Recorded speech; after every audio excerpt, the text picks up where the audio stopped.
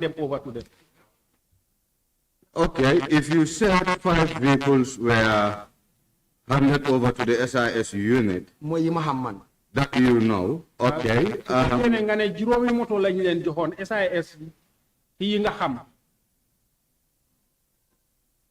What we have in records, it seems to be less than 5. What is your take on that?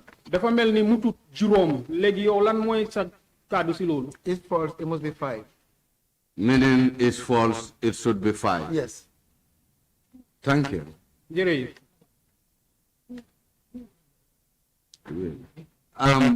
My other question is, you kept repeating Kante at the SIS. Do you know the first name of Kante? Isn't it Mohammed Kante, if I'm not wrong? Because officially here we only use one name. What is his role now, or his status? Do you know his status? Is he still in the SIS, or he's working somewhere different? He's honorable right now. He's not working on the SIS.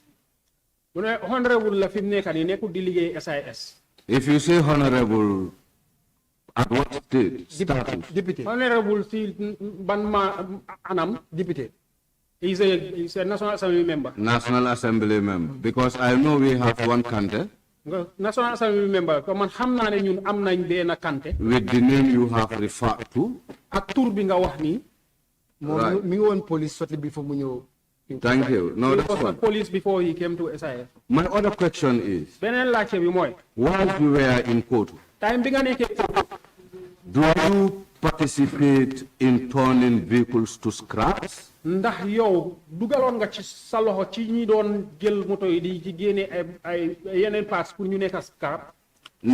nekkul na sa pour génne yeneen part. Su dee the guy dañ doon dog ay auto pour def ko scrap.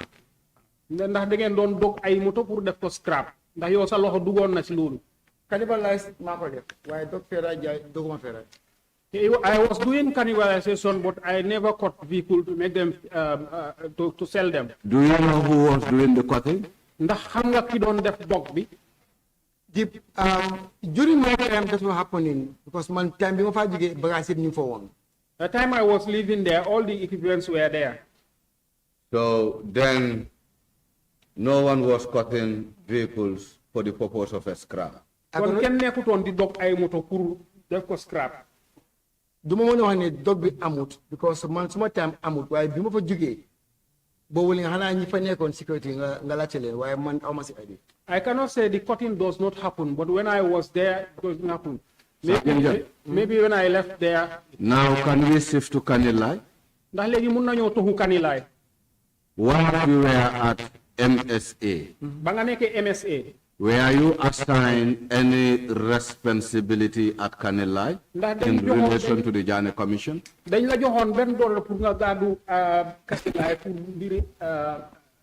MSA.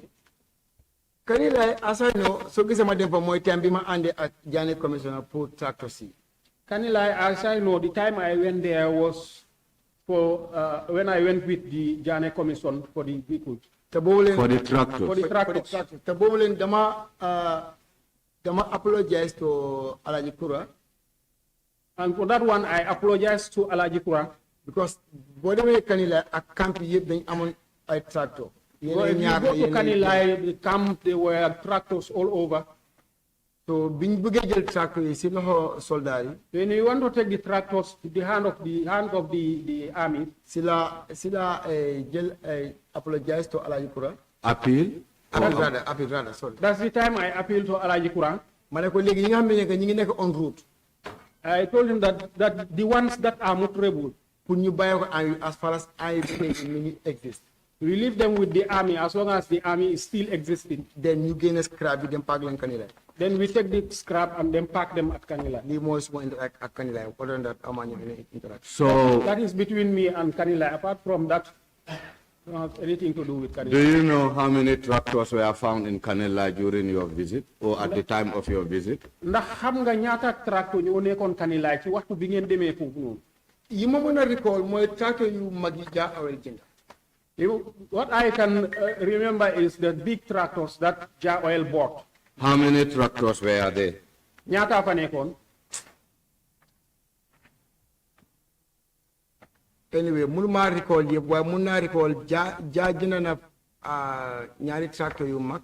Anyway, I cannot recall all, but I can recall that Ja bought 2 big tractors. And another buyer also, I can recall 5 tractors, but the biggest one, Ja will moko nyari man konkali.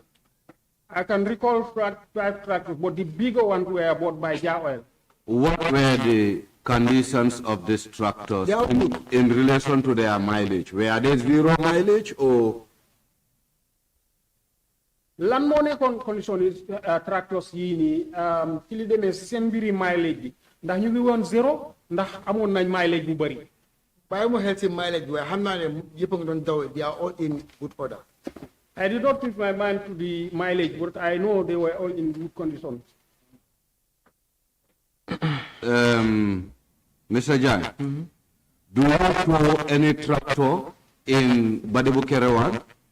So that danga ko ben tractor ti Badibu Kerewan. Badibu Kerewan. We gathered so many people, so many tractors at Badibu Kerewan. It's Badibu Njabakunda. Okay. Badibu Njabakunda, we parked tractors there. My bundikeri, sorry, my angle. Bundikeri chief bi Badibu Njabakunda ni park on yena tractor. Full commission we ko jay. Badibu Njabakunda, where tractors parked there at the compound of the chief. A lot of tractors there. Simbede. The bundikeram. At the compound gate outside.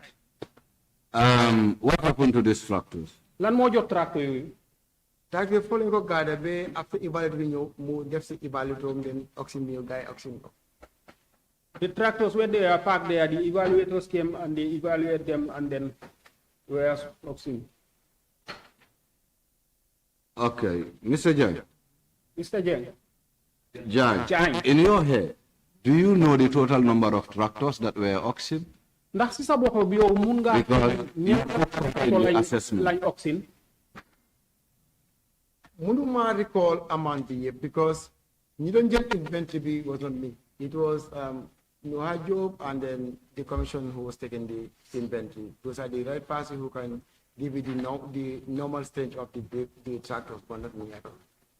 I cannot recall the number of tractors because I was not taking the inventory. It was Yahya Job and the commission. So they are the ones who can answer that question. Mr. Jagne. Sir Jagne. Is it Sergeant Jagne rather? Sorry. Sergeant Jagne. Do you take part in the assessment of these tractors? Ndax bokon nga ci assessment yi tractors? From starting to ending, I was the man. You were there.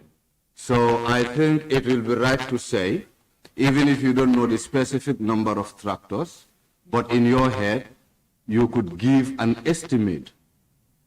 For example, you could say, okay, with what you have access over 200 or 300 tractors, for example. Su fekkee ne sax mënuloo wax apa bi yépp waaye sa bopp di nga mun a fàttaliku ne xam naa lu ngon bon waroon naa ne ka 2 téeméer wala 3 téeméer. Bëggatuma wax fen ci commission bi mënuma ko predict. I don't want to tell a lie in the commission. Okay. Now I will guide you based on the evidence that we have.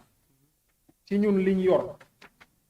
If you look at MOJ 8G2, so c'était MOJ 8G2. There is a letter or a contract document Amna contract document bu fa nekk bearing the heading contract for auctioning of tractors. Amé heading contract for auctioning of tractors. If you turn on the second page, so demee ci ñaareeli page bi there is a contract price. Angi am contract price for the auction. Pour auction. Which gives a number of $413,700. Boo xam ne dafa joxe $413,700. And the auctioneer, jaaykat bi, his commission per tractor was in between $750 to $700. Commission am bi mooy woon between $700 and $750. Yes. So now, if you divide that, léegi soo dividé loolu. If you divide this 413, So and $700, you divide that by $750. Now divide by $750. It seems to give you 551 tractors. Mel ni daf lay jox 551 tractors. With my little explanation, Ak netalem bu ndaw bi. we have to say the tractors were around 551. Ndax dina jub pour mu wax ne tractors yi ñu ngi woon 551. Based on what you observe from the Combo, CRR, North Bank, Kanilla, you name it. Ci li nga gis ci Yes. place yi ni yépp wóor ba ak ci Kootu. It's false. It's not up to tractors, right? As I know. Sorry. Now, my question is, in your thinking, the tractors are not up to 500. Ndax ci sa xalaat tractors yi aguñ 500. No, dañu wax ne ëpp way agu ko. Def ko ëppa. Ëpp wala aga, ëpp lañu wax du aga. Waaw ëppa na ko wala agu, xam nga Waaw, man si ma gis-gis ëpp na ko. In my observation is more than that. Meaning the number of tractors that you assessed and interacted were more than 500 tractors. Su ma ko xaymaa daal ëpp na ko, to be frank. Maanaam the number of tractors yi nga xayma war naa ëppa loolu. So my observation is more than that. So what will be your take if the Jagne Commission should say they sold? Lan mooy nekk yow sa su fekkee ne Jagne Commission bi wax na ne jaay nañ About 102 tractors. téeméer ak ñaari tractor. Out of the number you proposing. Out of your number bi nga wax. So léegi ñoom yooyu leen jaay ana yi fa des. If that is what they sold, where is the remaining? There is 16, 25, and another 23 that are unidentified. Ak beneen 23 boo xam ne mënuñoo xam fan lañ ne. That is a tractor yi ana are they still available? No, before we get there, we will ask you that. Ñu ne balaa ñoo àgg foofu loolu la ñuy laajte. Yes, what I want to establish first is the number of tractors in terms of your interaction. Liñ bugga mu wér mooy number of tractors. Waa loolu laa laa wax moo tax ma ne ci xayma man ëpp na 500. That is what I am saying. As I know, it's more than 500. Okay, don't worry, let's move on that. We can establish that somewhere. You continue. Now, you mentioned about one Mr. Sala. Wanga bena Mr. Sala. A permanent secretary. Permanent secretary. Do you know his first name? Ndax xam nga luy turam? I know him through Pierre Sala. You don't know his first name? Ndax xam nga turam? I don't think, but maybe if I always call him Pierre Sala. What will Muntaha Sala sound to you? Muntaha. So meaning is Muntaha Sala. Muntaha Sala, yes. Living in Senegambia. He lives in Senegambia. Do you know the number of vehicles he bought? Ndax xam nga ñaata moto la jënda? Anyway, man Benz bi laa ko gisee, to be frank. Anyway, me, I saw him with the Benz, to be frank. That's one I can attest ne serious la ko jënde and it's in good order. It's next thing, which is I know. He bought it from MSA and the vehicle was in good order. That's the one I know. At any point in time, were you aware that he bought about 8 vehicles after the sales report of the Jagne Commission? Ndax xam nga ne Sala Wile jëndoon na lu dem si juróom-ñetti moto si auction bi ci report yi commission bi. Mën na ko jënd because of time boobu ñoom ñoo nekk kilifa yi nekk Sierra. Yes, he can buy it because that time they were the heads at the State House. Yes. Okay. Sajin, you also said one Mr. Njai, Wax nga tam ne benn Mr. Njai, who was responsible for the valuation, responsible on pour valuation bi, with his team were also removing parts from vehicles and transferring them to other vehicles, or in fact keeping them in store. ñu ngi doon moom ak nitam yi ñu ngi doon génne ay parts si yeneen moto di leen dugal si yeneen moto wala sax di leen denca si seen store. Waa lu am la. Yes, it happens. Aside from Mr. Njai, who I believe is late now, Bu passé kooku Mr. Njai moomu ñoo xam ne gaañu na. who can you recall? Kan nga mun a fàttale? Moom mooy député bi la mooy Tafa waaye santam bi la monte record but they call him Mustafa. So was he there with only Tafa? Him No, and it his was a deputy. team, but he was a deputy. Him and his deputy, I can remember. Tafa, I don't know what his Sergeant Jagne, his name, but I know. during this time, if one is going into MSA, Sergeant Jagne, time bini, bu nit waré dem MSA. where visitors booked at the sentry, that is at the gate, Ndax da ngeen doon book visitors si seen bunta bi foofu noonu entrance bi? Amateur. No, there wasn't.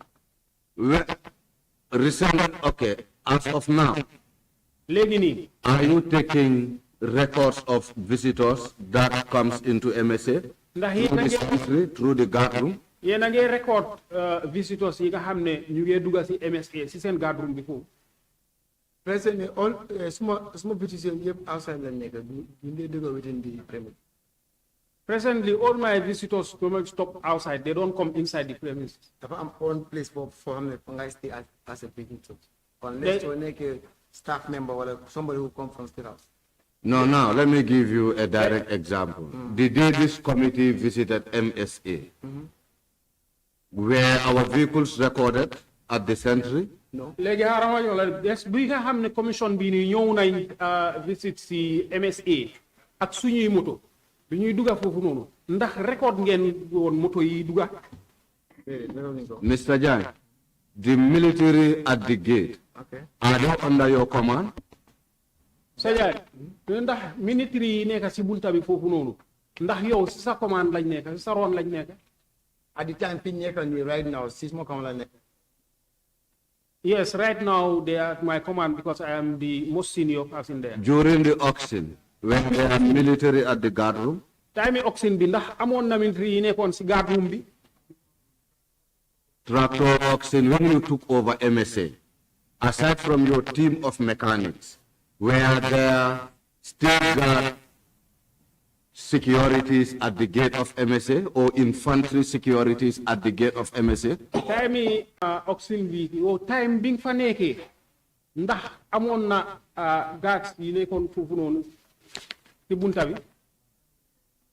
Yes, then the PIU were there. Do you know who was heading the PIU unit then, aside from Commissioner Dabo? Ndax xam nga ku headoon PIU unit bi aside from Commissioner Dabo?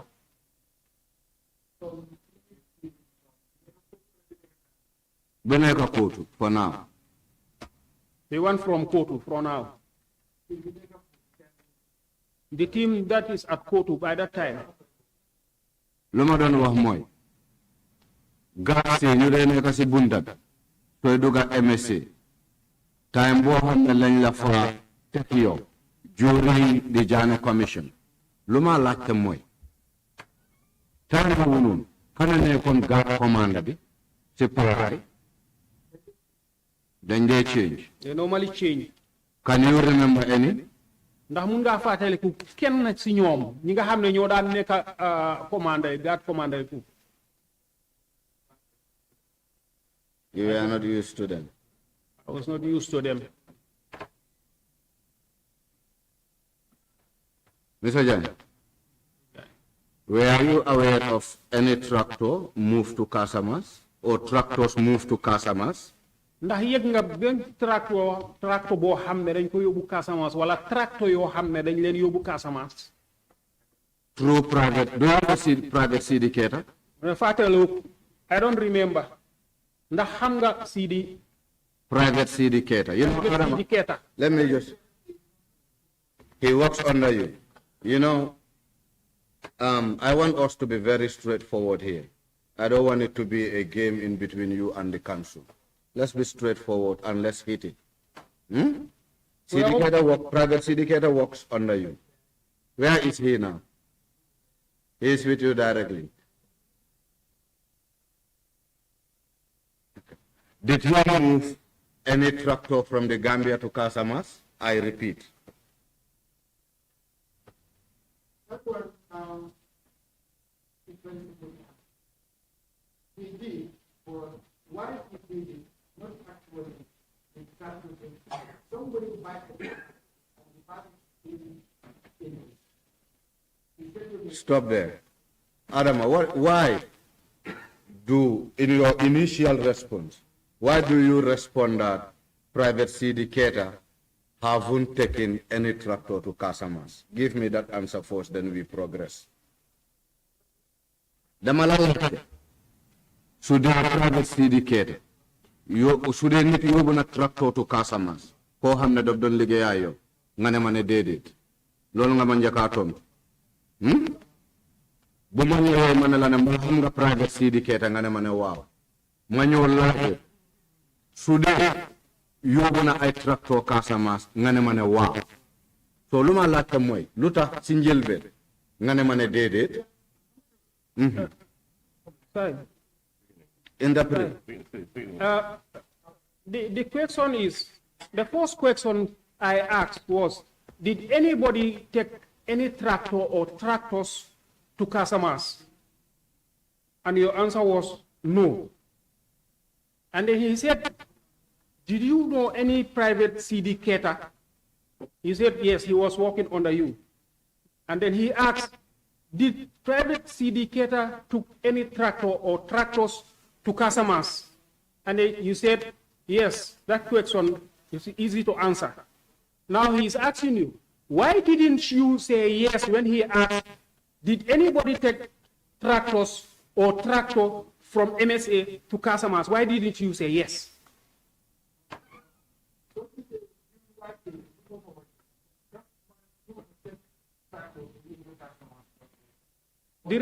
The reason why when you asked that question, I did not say yes, because I did not give anybody a tractor to take to Casamas.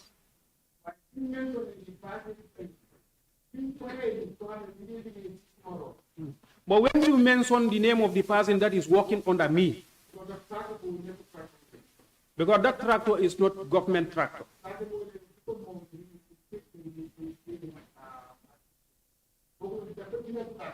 The tractor, the person is still living, is still alive. The tractor. Hold it there. You said the person is still alive and he lives somewhere that you are suspending. Can you tell us where this individual lives? And what is his name? He is something Sankare. We will give you 2 minutes to remember his name.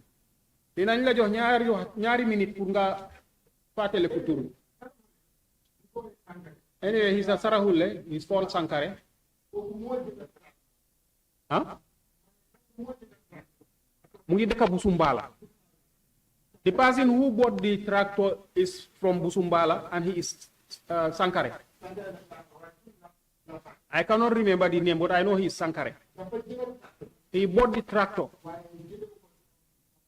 But he did not buy it from the auction. I don't know where he bought it from. Because he knows me in person. He used to sit at the garage at Johnson, Airport Johnson. He told me that, boy, I have a tractor that I am taking.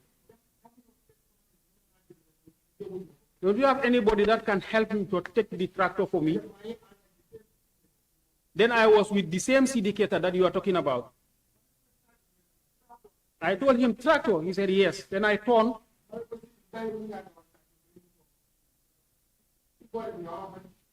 I asked CD if he can drive the tractor to the border. I don't know which village in the border. CD said, yes, he can take it.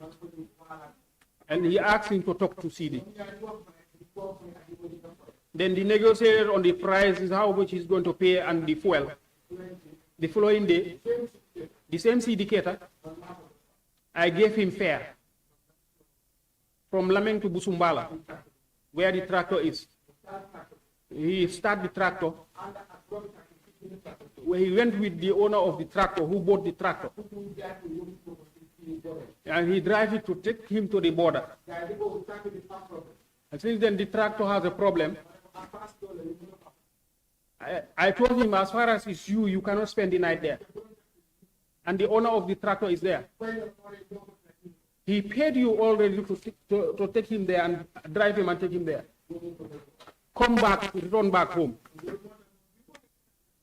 That is why when you say Casamas, he cannot understand because he have never took a tractor to Casamas.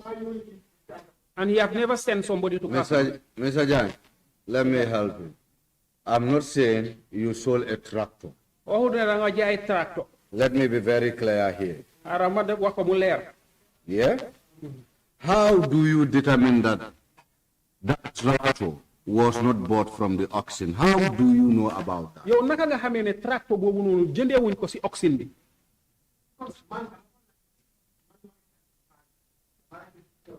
Because I asked him, me, myself, in person, I asked the Sarahule man, did you bought this from the tractor auction? He said, no, this one's been with me a long time. Okay, stop there. That's why I said stop he applied from there. Then, Sergeant Jagne, you should know the name of this Sankare simply because you said Sankare is your friend. And it is through you. It is through you. Private syndicator was assigned to drive these tractors. Can you tell us the name of this individual?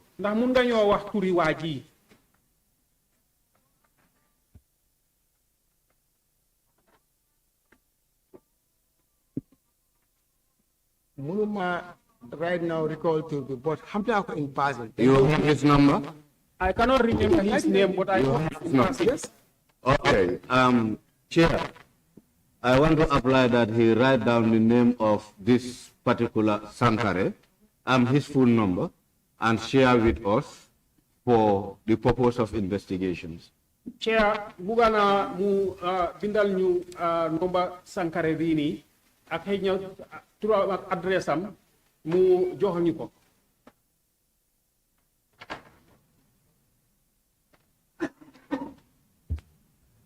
You can even do that after the session. Don't worry, we can progress.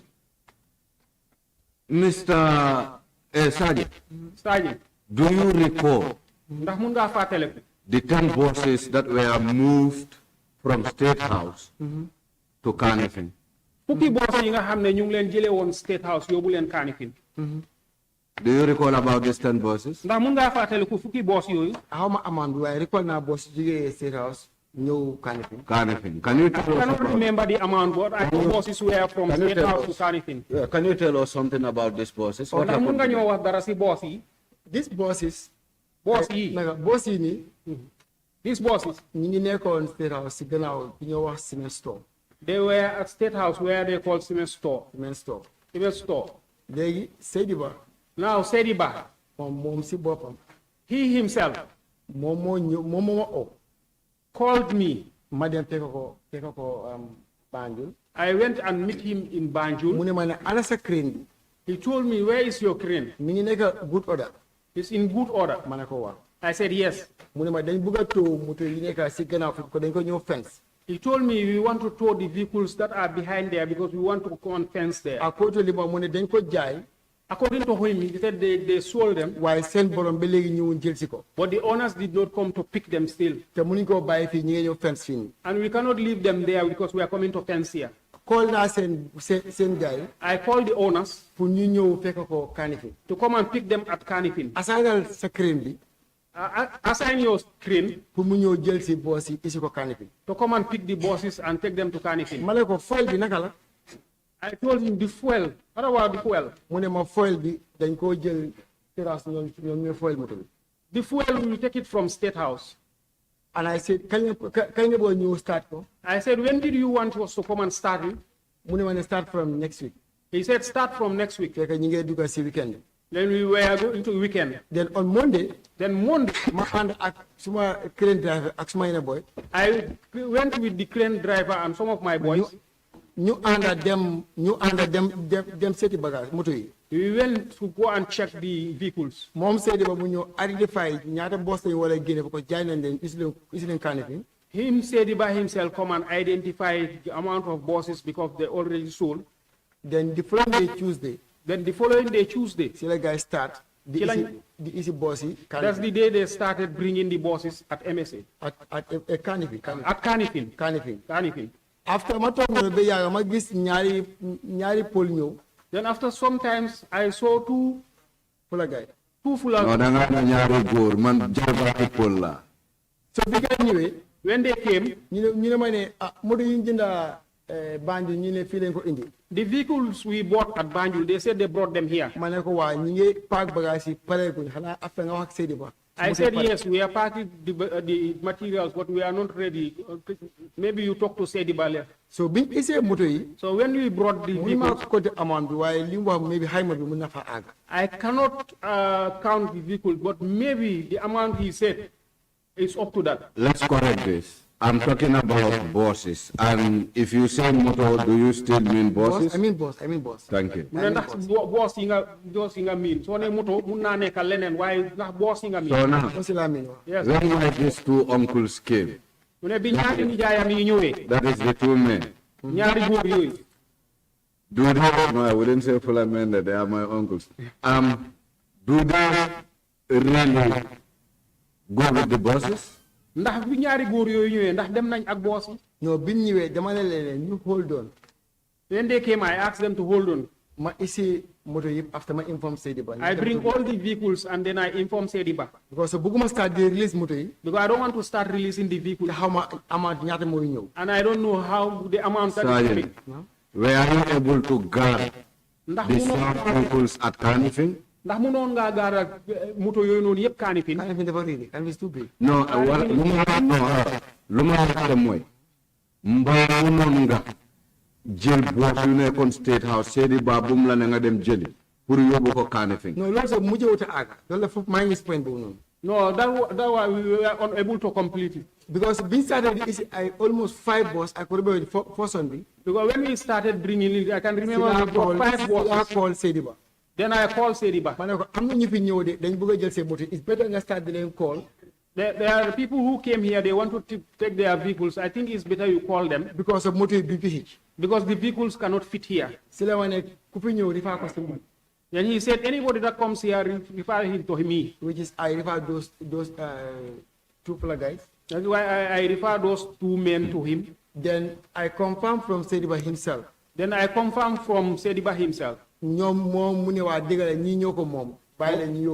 And he said, yes, it's true. These are the owners. Let them take it. So, then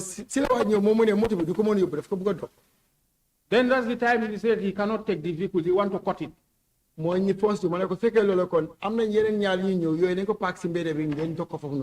if it is that there are others that are coming, you have to pack those ones outside. So, this is the way the bosses came until we cut them. Why I'm not being able for last new. And there's the one that came last. That one's been there long. I asked him. He said, I do not see the owner. Take a fire service. The other type fire service. Fire service, Churchilltown. Fire service, Churchilltown. I'm similar boss to that. For them, their boss, they have a similar boss like that. The same boss had a breakdown. It came there for service. So, then I told Sediba, as long as we didn't see the owner of this boss. The boss is more in good fire service. And this boss is more motorable than the fire service one. What if you boss fire service? Then let's say if we can start this boss, the parts that are missing there, let's check if we can get them from the fire service own. So when we realize that it can work, we start that one. In maintenance we maintenance it. Because fire service is do a filter. Fire service themselves brought oil and filter. Then you just fire service Then we use that to maintenance the fire service vehicle, the Churchilltown fire service. So at the time, then we were there until at the time, claim boss. Somebody came and claimed for a boss. I called Sediba. Don't you think that the boss that is here, this man is the owner? Honorable Chair, can we take a 5-minute stand down? Okay. Correct?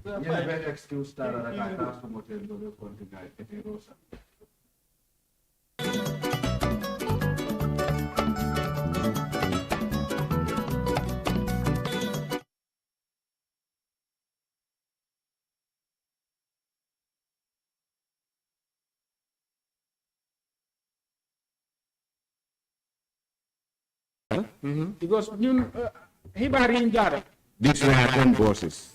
fukki boss la woon. And for the fact that you have confirmed confirm nga ne to move bosses from State House to Kanifing, jëlee boss yi jógee State House dem Kanifing. I want to believe that you know the number of bosses that you moved as a military officer. kon gëm naa ne yow xam nga number of boss yi nga yóbbu as a military officer. So kindly tell us the number of bosses, because you never know I knew about these bosses. léegi te nga ñoo wax number of boss yi nga yóbbu because man xam naa ne yow xam nga number of boss yi nga yóbbu. So guide us, please. mooy li ma la wax bugguma waxaat any misunderstanding di ko am ak committee bi moo tax du ma dee bugg a guess. No, you are not guessing here. no waaye xam naa ne soo ko xaymaa àggal na loolu waaye mënuma wan exactly ten la waaye àggal na maybe dina ko jegeñ. I don't want to mislead this commission, but I know the number you are talking about is up to so I don't want to guess. These two men who came to pick their bosses, do you know their name? Definitely I don't know. Because when they are buying this boss, I was not there. I was just given order by But the bosses were torn to scrap at Kanifing, at the gate of your workshop. And inside again. Inside, not in fact outside. I'm not using scrap Sibir, I'm not using scrap Sibir. So somewhere scrap inside, somewhere scrap outside. You force you, you're the man do. Understand? So you last year you don't know what. And when you can, it's about 3 or 4. So then another year you're being your what? Take a new name. I'm not order from City by name Nako release. Malaga from Pagalan Simbelabi. Single doc of Funun. The more than you docky NACB, docky NACB inside. The first consignment that came was inside. And then later I heard that the owners were coming and they were going to cut them. So I decided that let them put those ones outside. So the others that came were left outside. So some were cut inside, the others were put outside. Second, I also understand that if a buyer purchases an item, more especially with a vehicle, there is always a form that will be filled and be given to the buyer for the person to go and pick the item he or she purchases. Does this they give it in the commission? Does this they normally give you at the auctions? So with these two people who came to pick those bosses, did they come with a similar form? When they come, that's why Sediba said to me, anybody come refer him to me. So anybody who come tell him, I refer you to Sediba. So now who got the bosses to scrap? Those people claiming to be the owner. The ones who claim to be the owner. To be the owner. Yes. They are the very people who cut it. Exactly. With our tools or with your garage tools? No, me, I don't have anything to cut. They come themselves, they normally hire people to cut it. They come with their personal. And your men don't help. You don't help. Though in my place, because I don't normally basically be there every day. In your presence, In my presence, do you join them to do the cutting, or do your personnel join them to do the cutting? No, that never happened. It's my personnel who bring them, who bring the bosses. Yeah, you know, Jan, the issue here is the way I know the amount of bosses. May I rarely enter in State House. That's the same way I know those that cut the bosses. I don't deny them the bosses. No, just wait. Okay. Just wait. So this is why I want you to give me an accurate information. Because what will happen is, we will invite those people. Exactly. Before I leave here, I'll make an application for a statement to be obtained from those people. Okay. And if we realize you are concealing something away from I will us, never conceal. let's move. That wouldn't in fact waste my time, Okay. Mr. Jan, honestly. Yeah. Now, you also talked about the armored cars. I wouldn't get into the armored cars. Aside from the armored cars, or before in fact that, when you were talking, you talked about a store in State House. And it seems I have something related to cement store or whatever. Carnifing. Okay, the cement store was in Carnifing. What happened to... This cement store was at Carnifing during the Jagne Commission. By then, this Kebe that I'm mentioning, he's the guy who was in charge at that place. Which Kebe? Is Kebe a civilian or a military? It's a military personnel. He's a military personnel. Yes. So what happened to the cement? This is what I'm telling you. He's be the right person who can explain that, because by then he was the guy in charge of that place. Yeah, I'm not disagreeing, but it seems you know something about the cement, Mr. Jagne. You know, this is what exactly I am telling you. This is the best chance you have. Understand what I'm telling you? Me, I'm not going to hide nothing here. No, okay. About cement store. You know something about that cement store in Carnifing. You know the cement store was loaded. You know, the fact of the matter here is sometimes... Sorry, Mr. Jagne, Mr. Jagne, what I'm saying is that there was a cement store in Carnifing, and you yourself, you know about this cement store. So this is where I want us to talk about. Cement. I talked about cement. I mentioned cement 2 times, if you can remember. The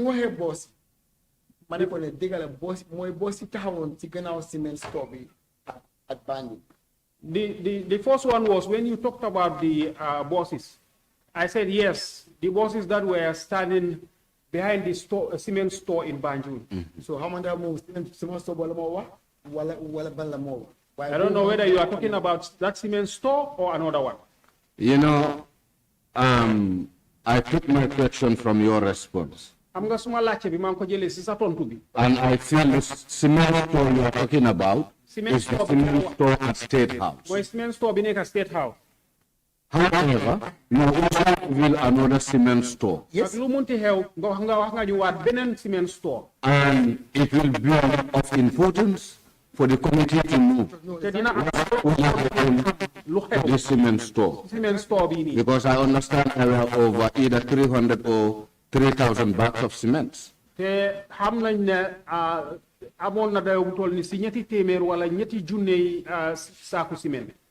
Okay. Little mention cement store. Because still now, why I mention cement store? Cement store. Still now, that's the way we call it, cement store. Yahya Jammeh don't store cement. Because that's Yahya Jammeh used to store his cement. Even if you are sending somebody, you tell the person that let me send you at cement store. The boss in the fallen power store. And this boss were parking there next to the cement store. This is why when you mention the boss, I said yes, it's true. Those boss were cement store. Was this store filled with cement? Yes or no? No, for that Banjul, I have no idea, and I've never heard about it. There was a cement. Carnifing, I had it, but I don't see it. I heard that there was a cement when the former president was leaving. And by then, I was not the guy who was take charge there. It was this Captain Kebe who take charge. Maybe he's the right guy who can come and cement. Okay, you said you heard that there were cement at the store in Carnifing. The place called KGI. KGI. Where they normally sold. And then it was Major Ansumana Kebe. Who was there? At the time. Who handed over to Captain Salih Bobo. You are quite true. And Salih Bobo handed over to you.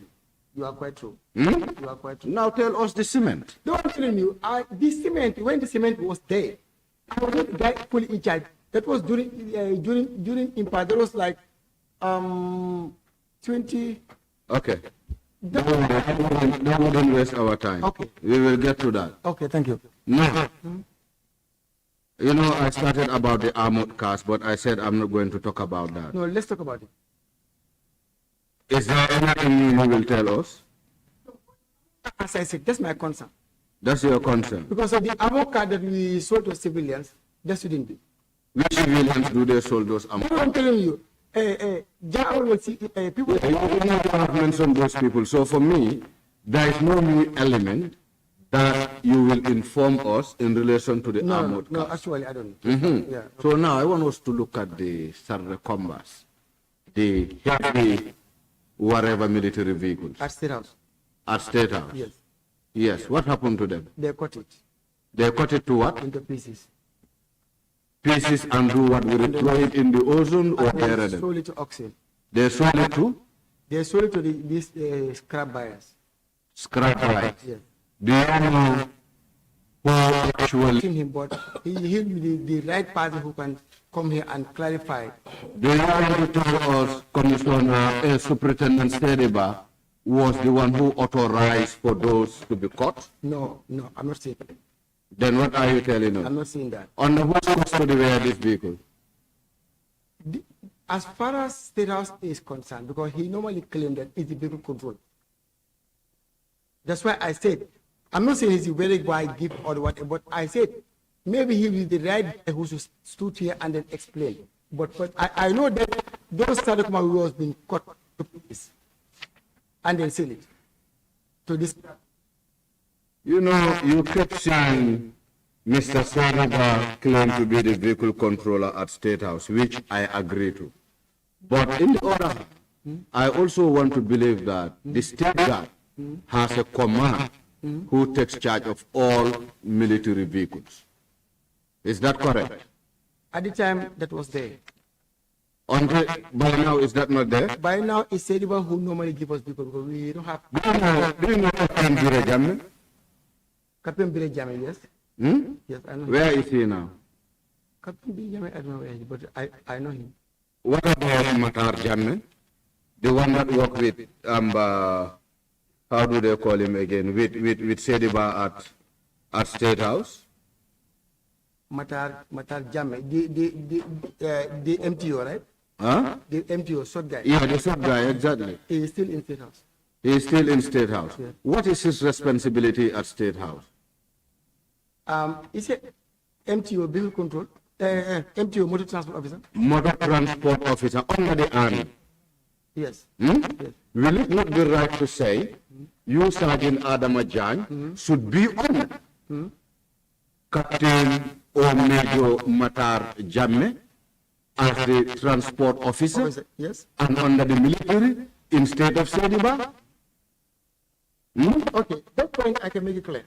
Kindly help. Because right now we don't have actually military vehicle at State House. That's not the question. My question is, in the military setup, will it not be right to say you were under Matar Jammeh's command? In normal circumstances, yes. Huh? In normal Instead of Sediba? In normal circumstances, yes. Why are you telling us that your command comes from Sediba and it is Sediba who put you there? No, but let me come. I think we are talking of this cannibalization of. Yeah, exactly. You know, So I don't. Now I'm just confused. I'm confused. I can speak Wolof for you to understand. Okay, let's go on. Let's. Wow. Yeah, should be all along. Bo, if you could assist us. Wow. Honorable, please, the right honorable. Yes. So, the right honorable. Jammeh. Lieutenant Colonel. Lieutenant Colonel, he is Lieutenant Colonel, huh? Perfect. You know him? Very well. On what unit is he working? As at now, State House. State House. And under which either battalion or under which battalion? State Guard Battalion. State Guard Battalion. Under which department in the army? Because you are telling me that he works under the motor. You just slow down so that we can get it clear to him. Yes, you know. You asked a very Rumolate Moi, Monisiga now, Munga like Marafala Mungineka on the MTO. Wow. Moneka the motor transport. Wow. Ndax ñi ban department la ndax ci am wi la nek ndax ñuy fa lañ nek ci army bi la nek State House mu ne in the army the State House. Wow. At State House. What role is he playing at State House? Mu ne mom lan moy liggéeyam ci State House. Motor transport officers in the army. Mu ne motor traffic officer bu nek ci State House. Under normal circumstances, you as a military officer, under whose command should you work in between these two transport officers, in between Commissioner Sediba and Lieutenant Colonel Matar Jagne?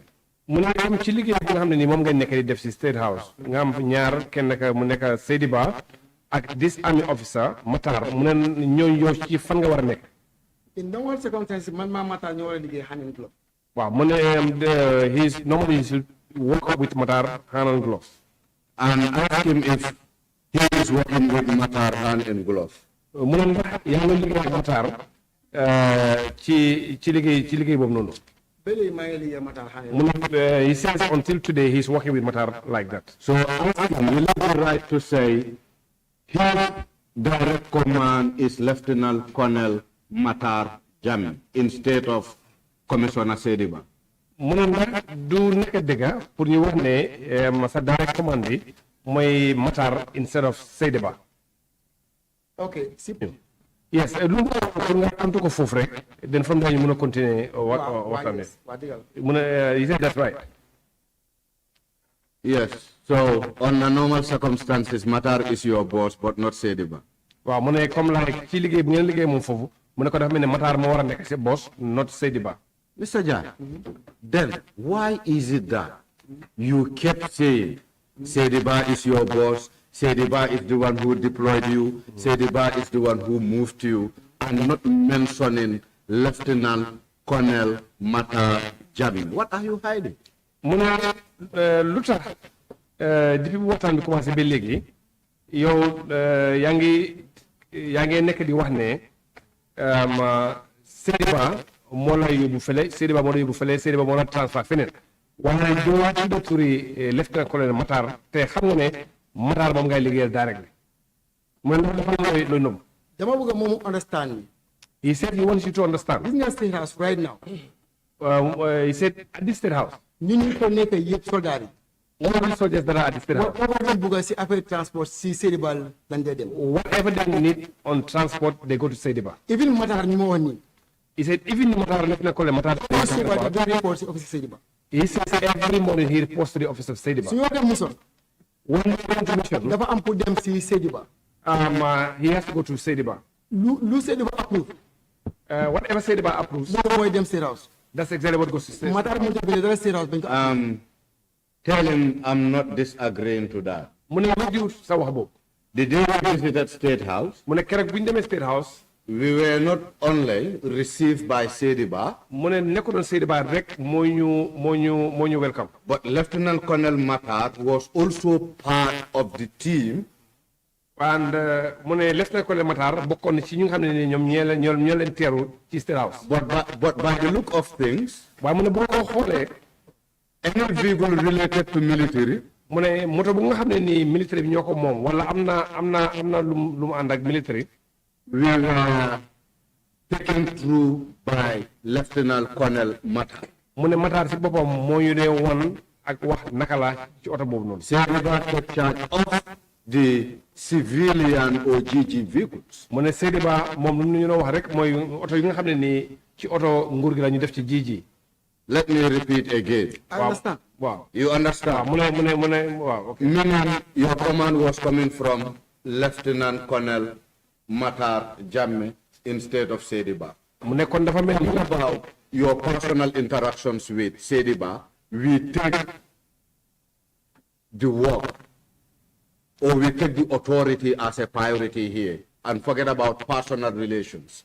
mu ne kon dafa mel ni yow sa commande bi mu doon jógee si Lieutenant Colonel Matar waaye du Sediba even though am ngeen ay lu ngeen seq yéen ñaar waaye mu ne commande bi mu doon jógee si Lieutenant Colonel Matar. loolu laa bëgg dama ko bëgg a clair loolu mu clair si. He said he wants to clarify that particular area. Before you clear that, the Sarve combats, you said they're cutting.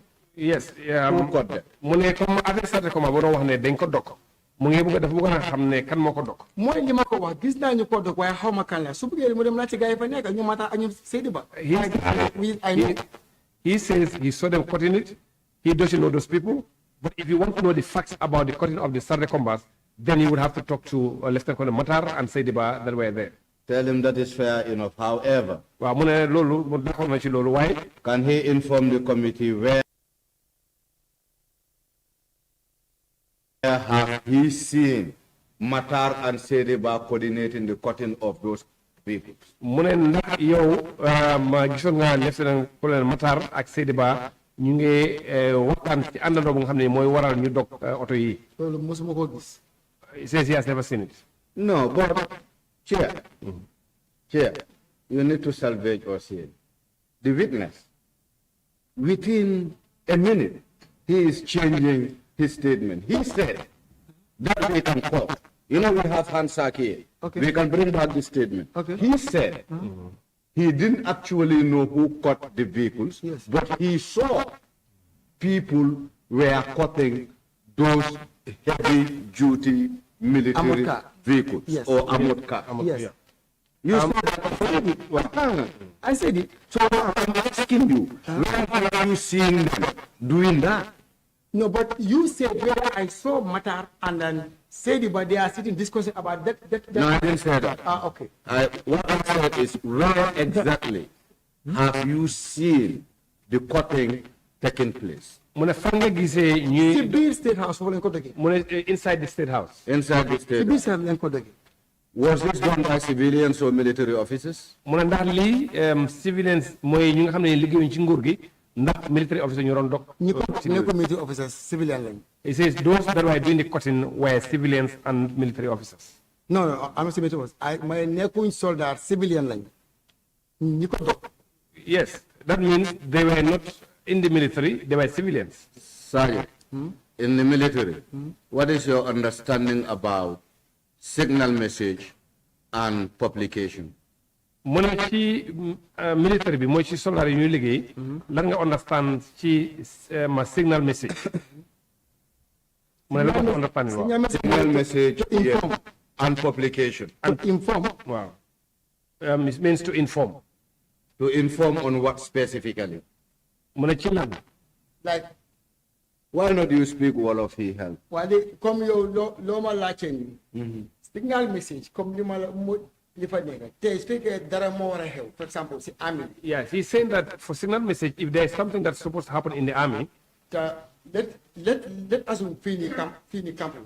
He said just an example that we assume that this place is a camp. So am na lu war a xam fii si camp bi te concerne na yenn other camps. And there is something that is going to happen here and it concerns other camps.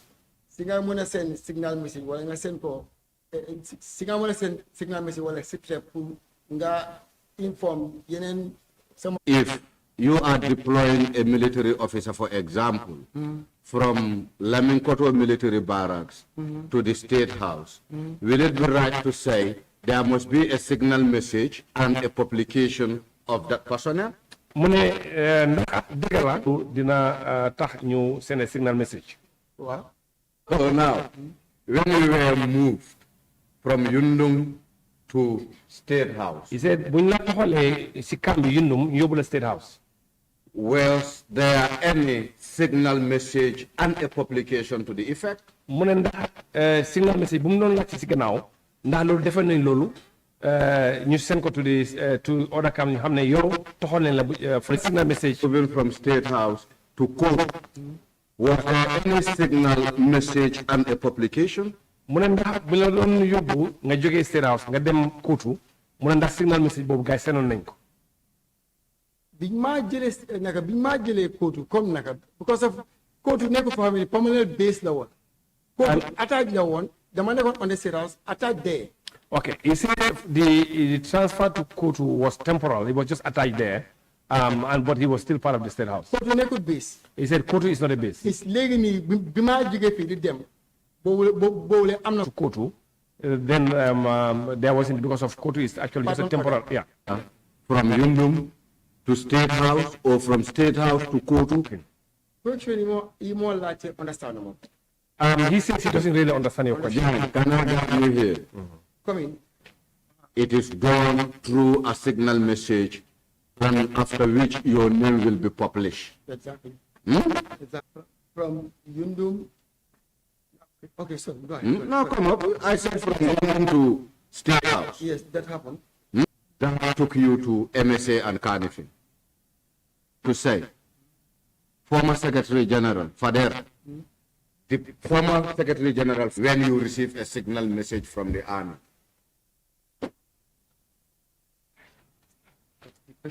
Okay. You have to understand here, before you come, Honorable, you cannot dictate what we should ask. Public hearing.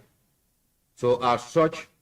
So, before you go, anytime you do not understand question, just say I did not understand. Don't complain. So, that's your to sit out that signal.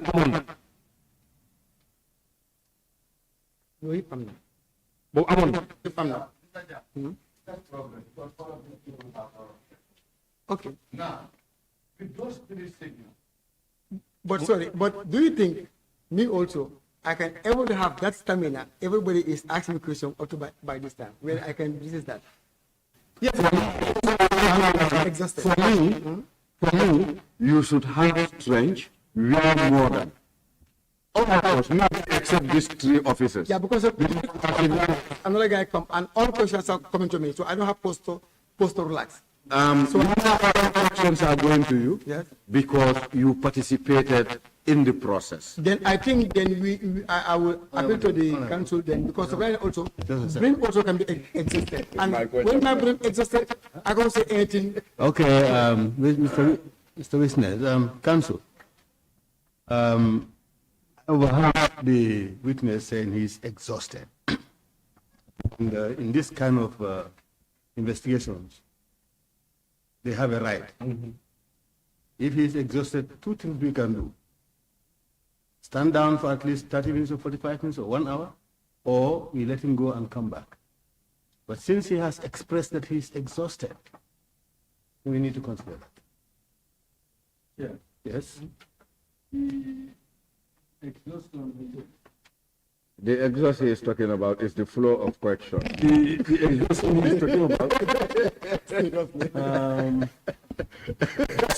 it's not to stand down for 30 minutes or 1 hour. It's to adjourn. Because he is saying since in the morning, he is being bombarded with questions. He's bombarded with so many questions. So before now, you take a decision, his brain is tired. yes. And he cannot catch up. So I think the only solution is to adjourn and allow him to. Okay. So council, do we have any further thing for Jagne? Or do we finish with him today? He's not coming back. Is there any other thing that we need to deal with him? Yes, I do have questions. Okay. So then it will be better for us to adjourn and then come back again. Because if you do not have anything for today. You know, the witness was, what the witness said, saying that he was tired. He was What do you do now? You want to allow me to go and come back, or what? Or you want us to adjourn for at least 30 minutes and come back again? I'm with you guys. Whatever you guys decide, I'm with you. No, I'm asking you. You are the witness here. We want you to follow. And then we adjourn. We adjourn. Yeah, because And come back again. anyway, you need me. That's what I'm saying. I'm saying. Yeah. Okay. No. Honorable Jammeh. In fact, I wanted to come in. I want to remind him that us adjoining doesn't really change anything, because members with opportunity to go and do more background check and come. No problem. Now what we'll do? So now, Chair, What we'll do? I will agree. Yes. I want to make an application before he leaves the chair. The signal messages and publications for Yundum, State House, Carnifing, and Court. We want the list of the publication. For you to provide us with the published on the same list. Anyway, I'm pretty sure it's at the army. Honorable. Chair, a statement taken. And the other one is Muntaha Sala. I would like the committee to obtain a statement from him.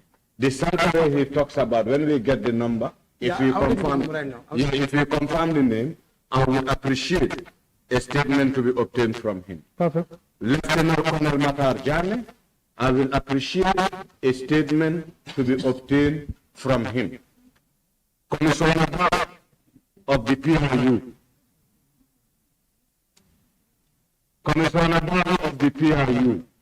I want a statement to be obtained from him. Captain Salih Bojan, yes, and the Colonel left. Yes. Yes, we will. Honorable, that's noted. Now what you do is, the application is granted. That's the that you are reading. Please, you can hand it over to Secretariat if you don't have all. Yes, I think Council was. Council was taking it up. Yes. Okay, then we. Because normally when there is a signal message, it is accompanied by, you cannot provide it to us. Let's write to the CDS. The rest of the men who I'm not able to provide that. That's okay. I was trying to make a comment. It seems he cannot provide it. I don't know. Now, Council, Omar, now you can hold on.